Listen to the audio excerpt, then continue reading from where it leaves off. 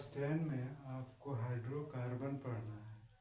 बस हाइड्रोकार्बन में आपको संरचना सूत्र कैसे लिखा जाता है वो पढ़ना है। तो संरचना सूत्र समझने के पहले आपको इलेक्ट्रॉन बिंदु समझना है। इलेक्ट्रॉन बिंदु संरचना है क्या? किसी भी तत्व के जो सबसे बाहरी कक्षा होता है उसमें जितना इलेक्ट्रॉन होता है वो इलेक्ट्रॉन को हम कैसे सजाते हैं, उसी को हम लोग इलेक्ट्रॉन बिंदु संरचना कहते हैं। यदि आप इलेक्ट्रॉन बिंदु संरचना समझ जाएंगे तो आपको संरचना सूत्र लिखना बाएं हाथ का खेल हो जाएगा। अब मैं आपको समझाने जा रहा हूँ। देखिए, कार्बन एक तत्व है। कार्बन की परमाणु संख्या 6 होती है। यदि हम इसके इलेक्ट्रॉनों को सजाते हैं तो पहले कक्षा में 2, दूसरे कक्षा में 4 इलेक्ट्रॉन आता है। अब ये 4 जो हो गया वो बाहरी कक्षा में। अब ये 4 इलेक्ट्रॉन को कैसे सजाते? देखिए, कार्बन के चारों साइड में एक एक इलेक्ट्रॉन दे दीजिए। ये कार्बन का इलेक्ट्रॉन बिंदु संरचना हो गया। हाइड्रोजन की परमाणु संख्या 1 होती है, उसके बाहरी कक्षा में एक ही इलेक्ट्रॉन होगा। इसको एक को कहीं भी आप दे सकते हैं, चारों साइड में कहीं भी एक दे सकते हैं। ऑक्सीजन की परमाणु संख्या 8 होती है। कितनी होती है? 8। इसके पहले कक्षा में 2, दूसरे कक्षा में 6 इलेक्ट्रॉन दे तो कितना होगा? बाहरी कक्षा में 6 इलेक्ट्रॉन। अभी 6 इलेक्ट्रॉन को तीनों साइड में दे दीजिए, कहीं भी तीनों साइड में। हम यहाँ दिए हैं, आप ऐसे करके दे सकते हैं, आप ऐसे ऐसे ऐसे दे सकते हैं, नीचे छोड़ सकते हैं।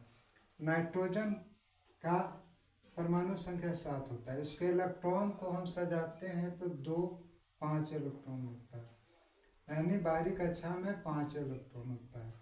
अभी 5 इलेक्ट्रॉन को हम सजा सकते हैं। 3 इलेक्ट्रॉन इधर दीजिए, 2 इलेक्ट्रॉन इधर दीजिए, या 3 इलेक्ट्रॉन इधर दीजिए, 2 इलेक्ट्रॉन इधर दीजिए। ठीक है।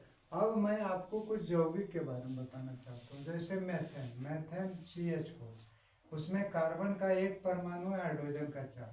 अब देखिए, कार्बन के 4 परमाणु, 1, 2, 3, 4 दिए। हाइड्रोजन के पास 1 1 परमाणु है, सभी हाइड्रोजन के पास 1 1 परमाणु दे दिए। इलेक्ट्रॉन बिंदु हो गया। अब अगर यह बंधन बनाएगा तो 2 इलेक्ट्रॉन मिल करके बंधन बनाता है। कार्बन का भी काम अष्टक पूरा हो गया, हाइड्रोजन का भी डिप्लेट पूरा हो गया। अब थोड़ा बड़ा यौगिक एथेनॉल बनाते हैं। सूत्र है C2H5OH। कैसे, कहाँ सिंगल बॉन्ड होता है, कहाँ डबल बॉन्ड होता है, इलेक्ट्रॉन बिंदु से आप आसानी से समझ सकते हैं। कार्बन 2 है, C2, H5 है, 1, 2, 3, 4, 5, OH। कार्बन का कितना होता है बाहरी कक्षा में? 4 4 दिए, 1, 2, 3, 4। हाइड्रोजन इसके साथ कितना है? 3, 1, 2, 3, तीनों का 1 1 दिए। देखिए, यहाँ 2 इलेक्ट्रॉन मिल करके एक बंधन बना लेगा, यहाँ 2 इलेक्ट्रॉन मिलकर एक बंधन बना लेगा, यहाँ 2 इलेक्ट्रॉन मिल करके एक बंधन बना लेगा। अब कार्बन का 1 परमाणु बचा है। अब दूसरे कार्बन में भी 4 परमाणु है, 1, 2, 3, 4। ठीक है। अब यहाँ आप कहेंगे कि डबल बॉन्ड होगा या सिंगल बॉन्ड। देखिए, इसके साथ 2 हाइड्रोजन है, ये दोनों को 1 1 दे दिया तो 2 तो खत्म हो गया। एक उसके आगे में हाइड्रोजन है, 1 इलेक्ट्रॉन वो हाइड्रोजन को देगा तो 3, तो इसके पास अब 1 ही इलेक्ट्रॉन बचा है जो दूसरे कार्बन परमाणु को देगा। तो यहाँ 2 मिल करके बना लिया। यहाँ कार्बन का 1 परमाणु और हाइड्रोजन का 1 परमाणु मिल करके एक बंधन बना लिया। यहाँ कार्बन का 1 परमाणु, हाइड्रोजन का 1 परमाणु मिल करके एक बंधन बना लिया। ऑक्सीजन का क्या बताया? 6 होता है। देखिए, 2, 2, 4, 5, 6।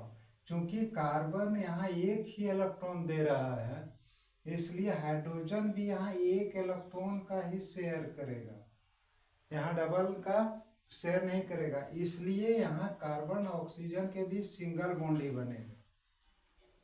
अब देखिए, 2 2। अब यहाँ ही कहेंगे कि सर यहाँ 2 तो दे सकते थे, लेकिन हाइड्रोजन 1 ही इलेक्ट्रॉन शेयर कर सकता है, उसके पास 1 ही इलेक्ट्रॉन है, तो हाइड्रोजन 2 इलेक्ट्रॉन ऑक्सीजन 2 इलेक्ट्रॉन क्यों देगा? इसलिए ऑक्सीजन यहाँ 1 इलेक्ट्रॉन दे करके बॉन्ड बनाता है। अब देखिए एथीन जो एल्किन श्रेणी का है, इसमें C2H2 होता है, कार्बन 2 है, हाइड्रोजन भी 2 है।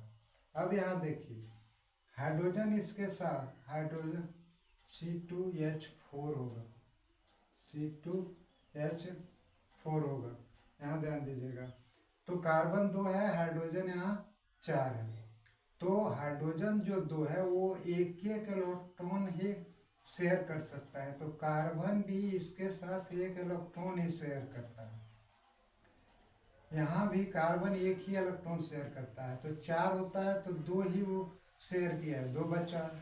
यह भी कार्बन हाइड्रोजन के साथ 1 इलेक्ट्रॉन शेयर किया, दूसरे हाइड्रोजन कार्बन के हाइड्रोजन परमाणु के साथ 1 इलेक्ट्रॉन शेयर किया, तो इसका भी 2 बच गया। अब इस दोनों के पास 2-2 इलेक्ट्रॉन बचा है, इसलिए यहाँ कार्बन कार्बन के साथ डबल बॉन्ड बनाएगा। यह इलेक्ट्रॉन विन्यास संरचना अब आप समझ गए। इससे आपको संरचना सूत्र समझने में आसानी होगी। फिर उसके आगे आपको बताया जाएगा समजातीय श्रेणी, फिर IUPAC नामकरण। वीडियो लगातार देखते रहिए, आपको जितना भी इस टॉपिक है सबको बिल्कुल स्पष्ट तरीके से बताया जाएगा।